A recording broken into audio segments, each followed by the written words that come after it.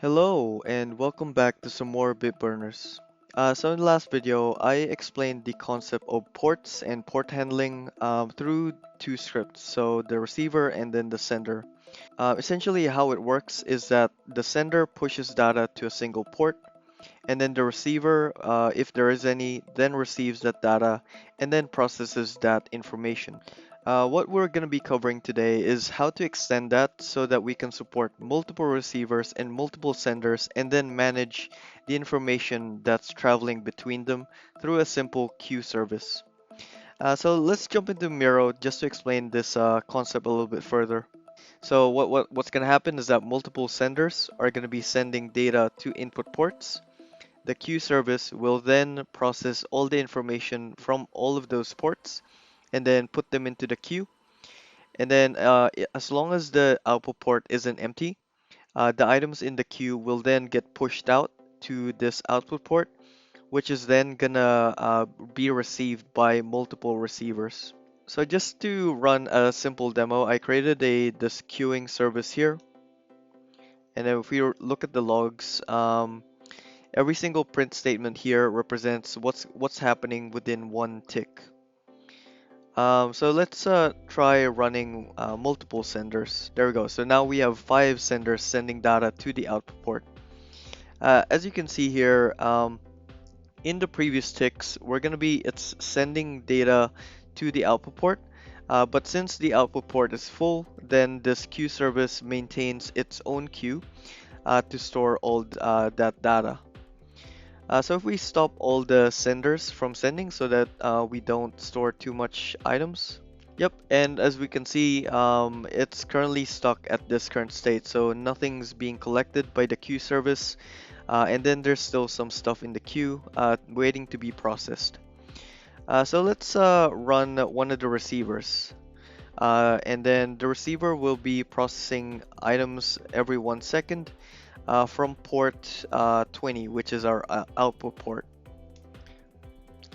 And then as we can see here, the receiver then processes all the information that went inside our queue service and then processes them in order. Whenever we process an item, the queue service then automatically dumps whatever's in its memory over to the port, and then this receiver will then be able to process that information. So let's stop the receiver and then restart it with a shorter delay. And as you can see here, we're processing data a lot faster, which means that our queue service can then dump a lot more items and then ultimately get rid of everything in its queue. So think of the queue service as if it's just hosing down all the data that it has and then dumping it to whoever receives it. So that's about it. And then as we can see, everything has already been processed by the receiver, and then there's nothing in our queue service. So that's what we're gonna be doing. And the purpose of this is to extend our launch fleets to be able to run multiple services that coordinate with each other. And if you're asking, is it necessary? No, it's not necessary. Is it challenging? Yeah, definitely. And that's why we're making it. We're here to be challenged a little bit further. Before we go through the code, I'm gonna be going through some of the YouTube comments that you guys have left.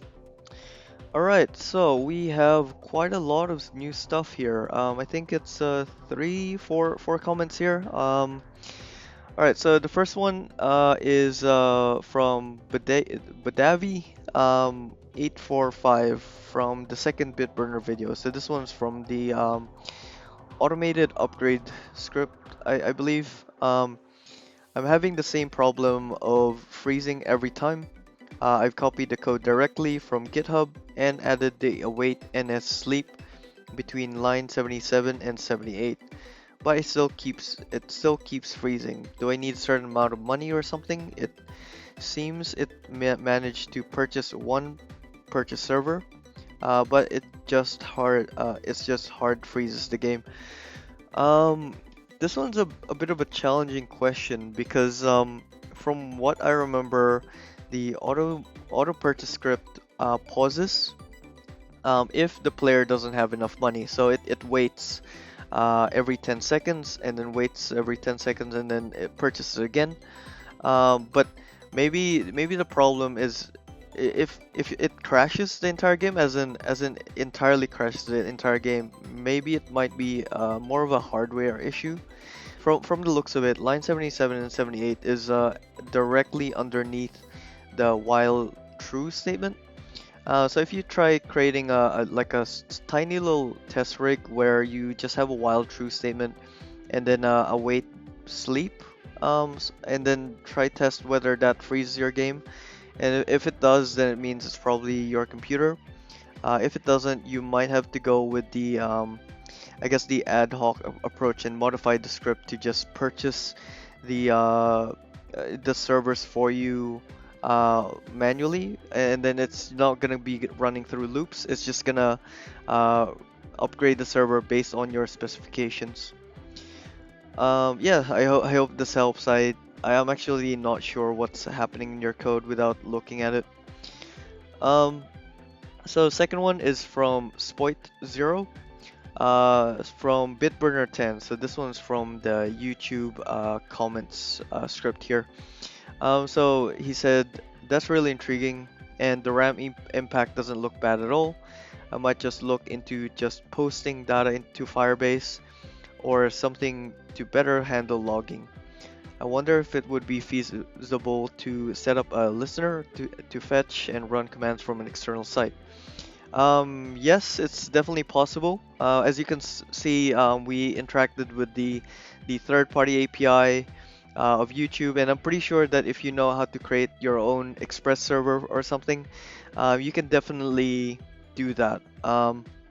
One thing to note about, I guess, interacting with third-party services is that it needs to be accessible via an endpoint, meaning that you can't just import an SDK, for example. So for Firebase, you have to create a server that imports, let's say, Firebase admin to interact with the Firebase database, if that's what you're looking for. So yeah, so and then in terms of the RAM impact, so the only time that the RAM increases is if you use any NetScript functions that has logic inside it. So if you're interacting with any of the servers in this game or calculating something, then it's gonna definitely gonna increase the RAM. But since we're using native JavaScript, then it's not going to affect the RAM. The only RAM impact is the base cost of starting a script, which is 1.6 gigabytes. It would be pretty cool to see what everyone else can make from the findings of you can actually interact with third-party services. I'm actually thinking of trying to explore that as soon as I beat the game, but for now, probably just gonna have to hold off on that. So the last two is from Zane Slocombe. So the first one is this really the best explanation for starting the game of what the game is about and how to do it, especially for the non-programmers. I would start off by teaching someone how to save the game before installing someone else's code, as I have come across bad stuff that literally destroys the game and deletes all the scripts. Malware, basically. Yours is good stuff though. Bitburner really is a crash course in writing code and is potentially an amazing tool for getting people interested in resolving complex algorithms without even realizing they are doing maths and delving deeper into computer science. Yep, 100% agree with that statement. That's really why I love Bitburner. It's basically a crash course on programming. It can be as complicated or as simple as you want. And there's definitely a lot of different challenges for regardless of your experience. So for non-programmers, it's basically just getting used to the whole syntaxes and I guess the concepts behind the different programming. So basically the fundamentals of programming. For experienced programmers, then it's most likely for I guess how do I break this game? How do I push it beyond its limits is where I'm going at, and how do I make sure that my algorithm is efficient so that it can produce the best results consistently. So Yeah, there's definitely different, I guess, different levels of problems that you can solve with this within this game, and it's all a matter of perspective. So that's why what I really love about it. And then in terms of explaining how to save the game before installing someone else's code, let's quickly go through that. So if you scroll down here, go to options, you can see this export game. And what this one will do is that it's gonna export a JSON file containing the current game state, and then you can re-import that game state, and then it's gonna import everything that you have, all your stats, and maybe all your scripts. I personally haven't done that yet, but I know that you can definitely re-import your game if you accidentally break it. Alright, so moving into the last comment here, Zane Slocombe again. Do you put your code up anywhere? So yes, I do. I put it in my GitHub page. So I'm just gonna paste the link in the video, and then you should be able to see it there.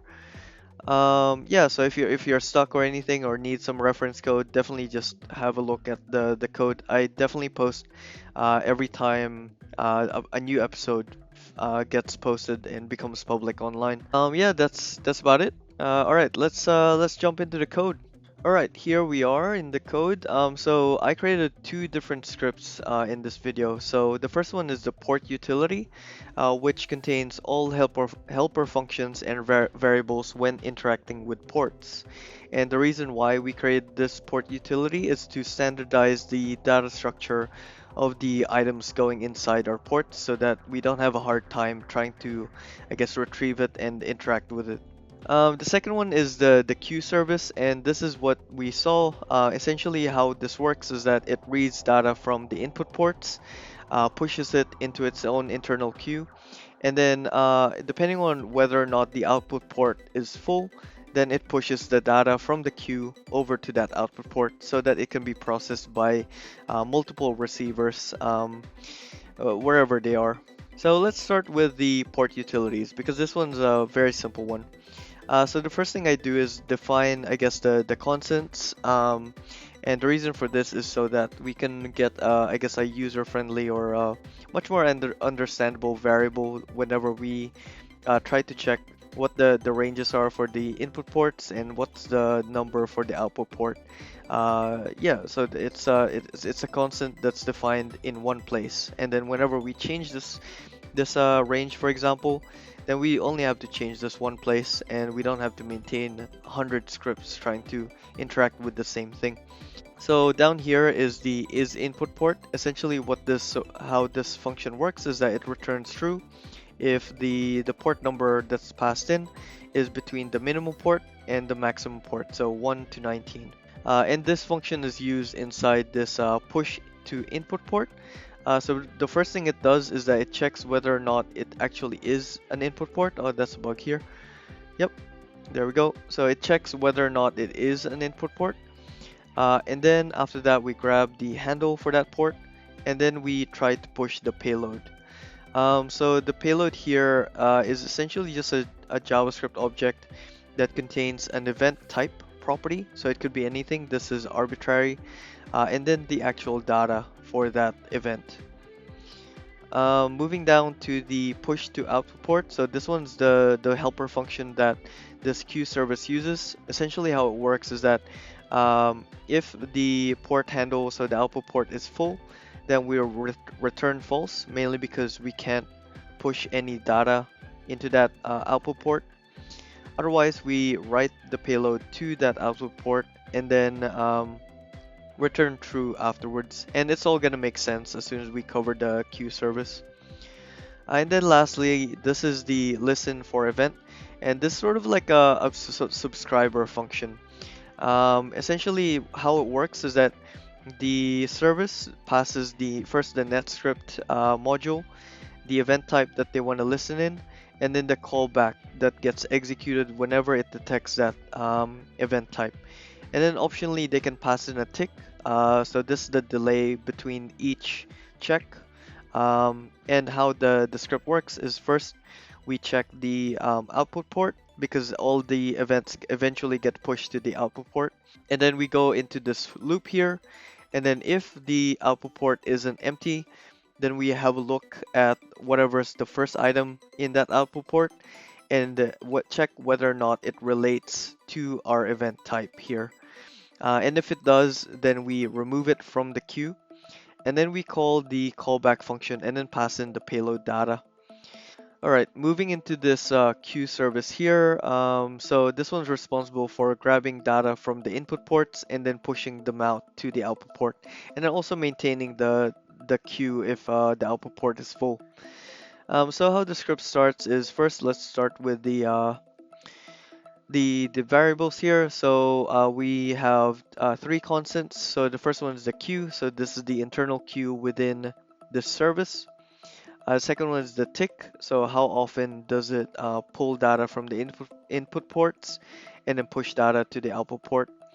And then the maximum per port. And the reason why we have this is so that we can process the first 50 items that a queue has. Because if you imagine I guess another service pushing data consistently to the input port, then we're gonna get stuck in an infinite while loop over here.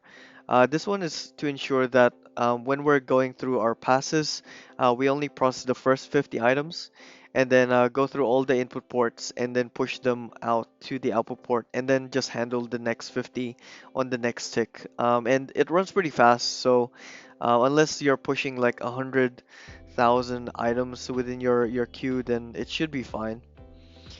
Um, so moving down to the main logic here. So the first thing we do is grab the output handle.